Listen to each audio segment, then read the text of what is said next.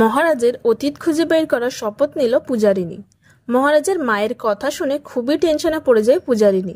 সে তার শ্বশুরকে জিজ্ঞেস করে মহারাজের সত্যিটা, কিন্তু তার শ্বশুর বলে সে সময় এলে ঠিক জানতে পারবে। ওদিকে মহারাজ তার মায়ের অপমানে একদম ভেঙে পড়ে।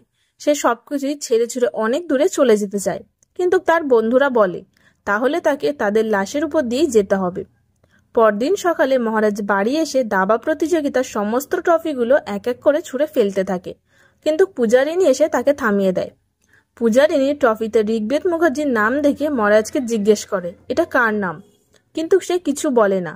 তখনই তার মা চলে আসে এবং মাকে দেখে মহারাজ ওখান থেকে চলে যায়।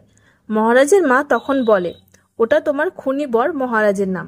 পূজারিনী ভাবে এটা ওনার নাম, আর এগুলো সব ওনার। আসলে কে উনি? কি রহস্য আছে লুকিয়ে? আমাকে খুঁজে বের করতেই হবে। সো তোমাদের কি মনে হয় পূজারিনী কি পারবে মহারাজের আসল সত্যিটা বের করে আনতে? অবশ্যই কমেন্ট করে জানিও।